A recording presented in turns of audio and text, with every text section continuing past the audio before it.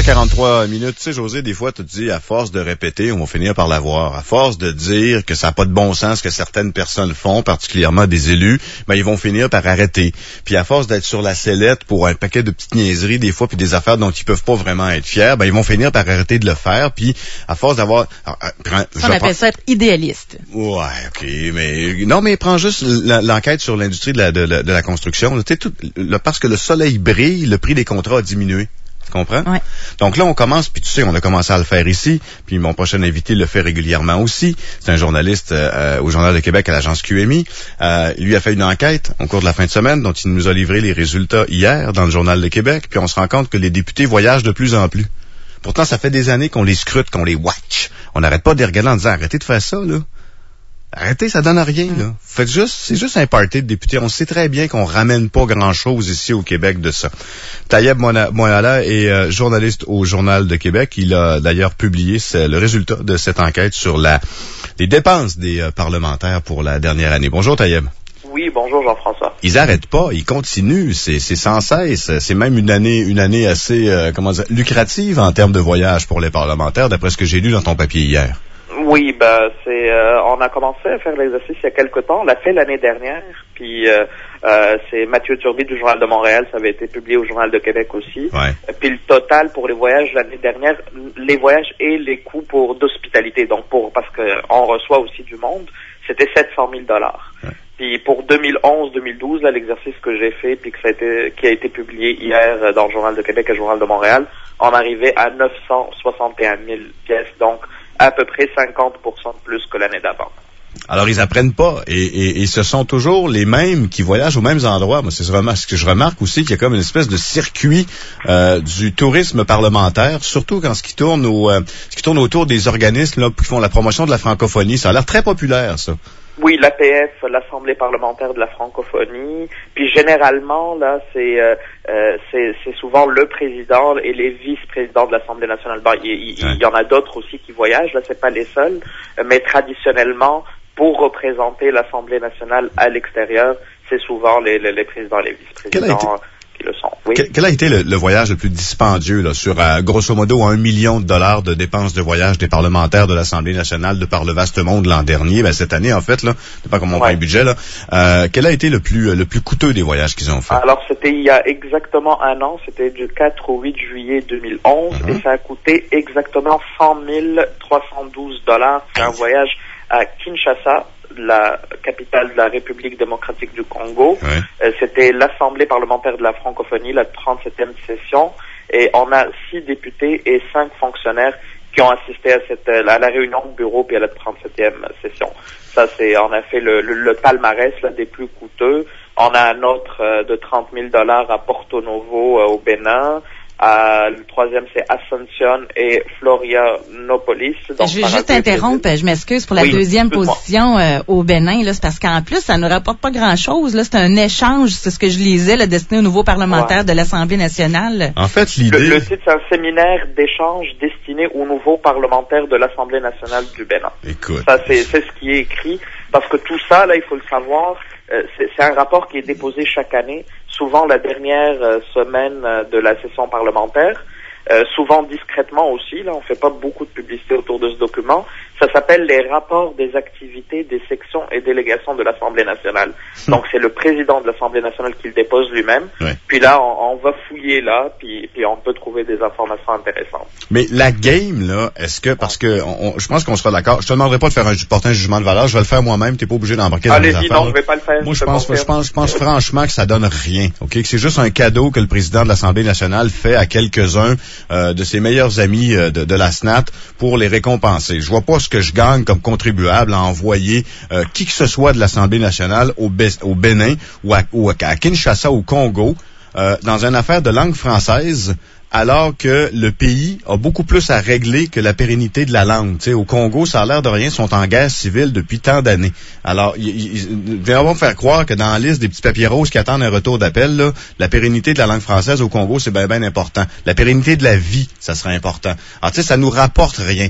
La game, ce serait-tu parce que, en fait, ce qu'on veut aussi, c'est qu'on a des ascenseurs à retourner, que ces gens-là, à un moment donné, on va les réinviter ici sur notre bras en plus pour, je sais pas moi, perdre notre temps comme on est allé le perdre au Congo? Est-ce qu'il y a une contrepartie? Est-ce qu'on voit dans les livres de l'Assemblée nationale des gens qui reviennent? C'est difficile à dire parce qu'on n'a pas les vis-à-vis qui reviennent exactement. Là, c'est clair, on n'a pas tant de détails que ça dans les rapports. Puis comme tu as dit, moi, mon rôle, sincèrement, là, ce n'est pas de commenter ça, mais il est d'intérêt public. Mais la réponse qu'on a très souvent, là, c'est que c'est aussi l'image du Québec à l'international. On me dit que c'est important que le Québec participe à ce genre de forum-là. Et que si le prix à payer, c'est, je ne sais pas, 700 000 ou 1 million de dollars, c'est le prix à payer aussi parce qu'il est important que le Québec soit représenté aussi à l'étranger. Ça, c'est l'explication qu'on a officiellement. Après ça, évidemment, je vous laisse le soin d'analyser, puis de commenter, puis d'estimer que peut-être 100 000 dollars à Kinshasa, là, on n'en a peut-être pas tout à fait pour notre argent, là, ça je vous laisse. Moi, j'en suis absolument convaincu, justement, à ce prouve le contraire.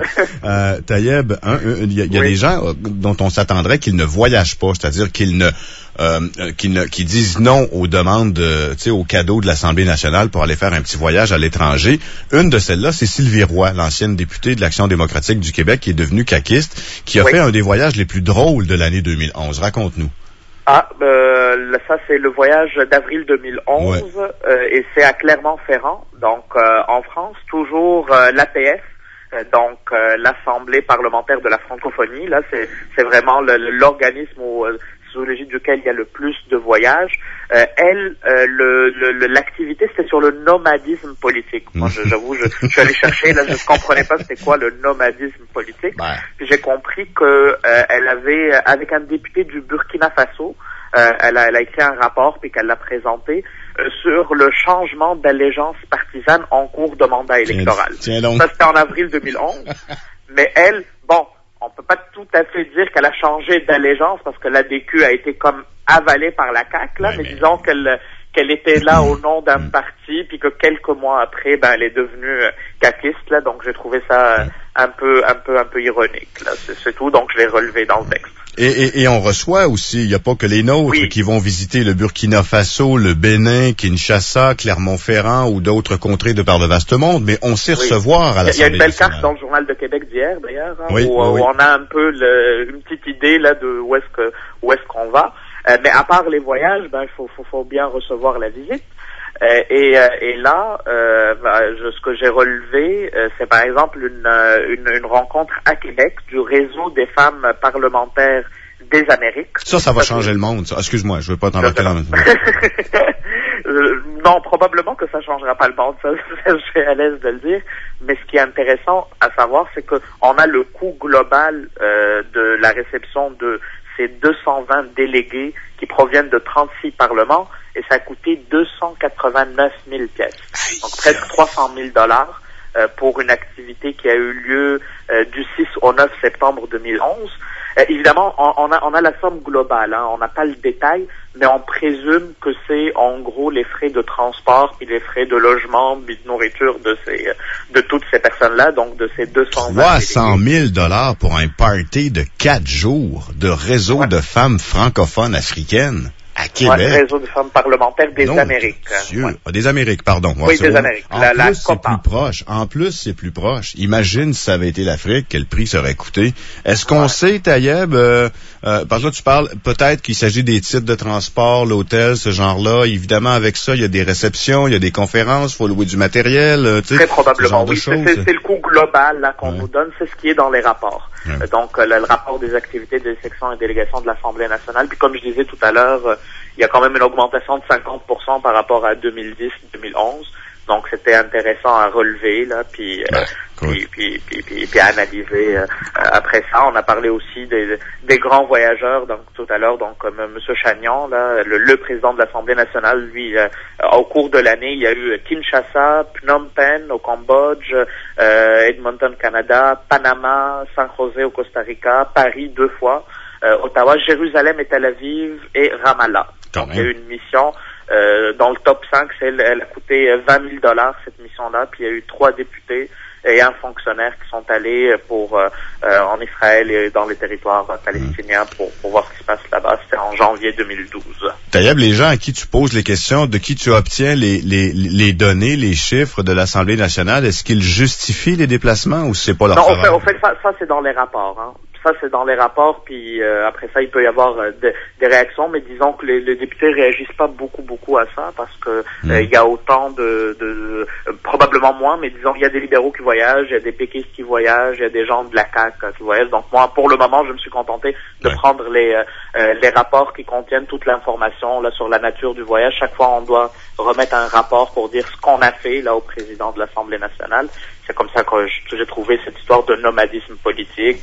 C'est comme ça que je comprends un peu ce qui s'est déroulé au cours des voyages. Non, puis écoute, c'est dans le rapport. C'est $1 million sur des dépenses gouvernementales de l'ordre de 70 milliards. C'est évidemment pas encore avec ça même si c'est coupe, mais c'est une question de principe. C'est que si au moins il y avait un résultat, quelque chose de concret, par exemple, une mission économique, à la limite, admettons, Taïeb, qu'on croit que ces contrats-là sont pas tous signés d'avance, qu'on arrête la théorie du vaste complot et qu'on pense qu'en allant à tel endroit avec des gens d'affaires et des fonctionnaires et des députés, par exemple, je sais pas, moi, quelque part en Chine, pour aller chercher des contrats, que c'est payant. Ben, à la limite, il y a un résultat concret. On peut le comptabiliser. Mais dans le cas de ces rencontres-là, je suis désolé, mais je vois absolument pas où est-ce qu'on gagne comme contribuable. C'est pas la nature de ces rencontres. La nature de ces rencontres, généralement, elle n'est pas économique. C'est souvent la défense du français, des missions, là, c'est rare que ce soit économique.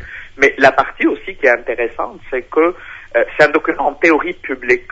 C'est à la seconde où il est déposé à l'Assemblée nationale, il est public, mais il l'est pas tout à fait. Il a allé, j'ai pas fait l'exercice ce matin, mais jusqu'à hier, c'était écrit qu'il était déposé le 15 juin. Mais cherchez bien là dans le document déposé sur le site de l'Assemblée nationale, et on pouvait bien essayer de cliquer là, mais il n'était pas tout à fait public. Donc il a fallu se battre pour l'avoir. Je comprends que c'était la dernière journée de la session, qu'il y avait beaucoup de travail là pour scanner différents documents. Mais hier, au moment de la publication, là, on était le 2 juillet, là, sauf erreur, hier, puis il n'était pas tout à fait public, alors qu'on parle souvent là des données ouvertes là du gouvernement, de l'Assemblée nationale. Disons et tout ça. Ça, évidemment, ça pose parfois problème là, puis c'est dommage parce qu'on a le droit à ce genre d'informations-là. C'est pas le genre de rapport déposé où on va faire une conférence de presse et où on est fier de présenter les résultats. Non, puis je cite quelqu'un qui est proche du dossier, puis il m'avait dit, regarde, là, OK, là, on a vu que tu essayais de l'avoir, là, mais sache que généralement, on fait pas beaucoup de publicité là-dessus, mais bon. On m'avait dit, d'ailleurs, c'était assez drôle le jour même, on m'avait dit, c'est public, mais on peut pas vous le donner. Donc je leur ai dit, excusez-moi, parce c'est quoi ça? Parce que c'est soit public, soit pas public. J'aurais dit, on peut pas être à moitié enceinte, on est enceinte ou on n'est pas enceinte. Donc ça a pu les convaincre, je pense. Merci beaucoup, Taïeb, de ta disponibilité ce matin. Merci à vous. Taïeb Moala est journaliste au Journal de Québec. Il a publié hier dans les pages du J2Q les résultats d'une investigation, d'une recherche sur les déplacements de nos globetrotters de députés à travers la planète. Tu sais, José, les petits cadeaux là, qu'on donne et que personne ne saurait refuser. Il y en a-tu un qui a jamais fait un voyage sur le bras des contribuables? Un, là. Sur les 124 qu'il y a là. Il y en a-tu un qui peut se lever en disant, moi, là, on m'a offert plusieurs fois telle chose, là. J'ai les lettres d'offre du bureau de la présidence de la SNAT, là, l'Assemblée nationale, puis j'ai toujours répondu non, j'y vais pas par question de principe. Il y en a-tu un? Juste un. En connaissez-vous un? 670-9330, l'étoile 93.3, studio à commercial, fm93.com. Il y en a-tu une qui a toujours dit non? Franchement, tant qu'à aller perdre mon temps au Bénin, je vais autant rester ici avec mes électeurs, mes électrices dans le comté pour essayer de régler des problèmes de chômage, puis de BS, puis d'entreprise, puis tu sais.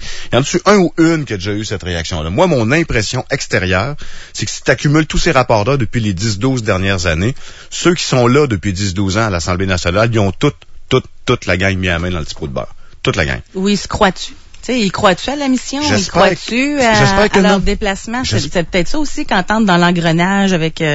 J'espère qu'ils y croient pas. J'espère que Sylvie Roy pense pas une seconde qu'elle va changer quelque chose avec une association de femmes du Burkina Faso dans un petit meeting de 4 jours à Clermont-Ferrand, en France, où, by the way, il a dû faire beau. Tu sais, quand même, là. Je pense pas que Jacques Chagnon a pensé aller régler la crise israélo-palestinienne quand il est allé faire une visite à Ramallah. Il compte pas sur lui. On n'est pas capable de gérer un problème de carré rouge. Pensez-vous qu'ils comptent sur nous autres pour aller les aider à gérer leurs problèmes de... Voyons, tu sais. Quand tu mets ça bout à bout, encore une fois, c'est des petits chiffres. Mais c'est des petits chiffres qui parlent. Kinshasa, République démocratique du Congo.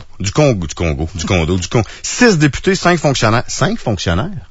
Ça prenait absolument 5 fonctionnaires. Ah ben oui, c'est sûr, évidemment, parce que c'est une réunion du bureau et de la 37e session de l'Assemblée parlementaire de la francophonie, la fameuse APF. Si vous cherchez une association francophone où il y a du membership à éclairer, là, si vous avez une chance d'entrer là-dedans, allez-y. C'est super payant. Ils font des voyages dans des pays chauds, généralement, même très chauds. Trop chaud. Même très, très chaud, tu sais. Sauf que nous autres, on se dit, mais vous pouvez me dire, diable, pour qu'est-ce qu'on va faire à Kinshasa, au Congo, qu'est-ce qu'on fait à Porto Novo, au Bénin, qu'est-ce qu'on fait au Paraguay ou au Brésil, qu'est-ce qu'on va foutre au Cambodge, etc., etc. Surtout au Congo, moi, sérieux, ça me heurte, parce que s'il y a un pays qui est dans le trouble présentement, depuis 45 ans, là, mais en tout cas, tu sais, qui est vraiment dans le trouble, qui est en guerre civile, puis on s'en va là pour essayer de faire semblant que la francophonie, c'est bien important, là.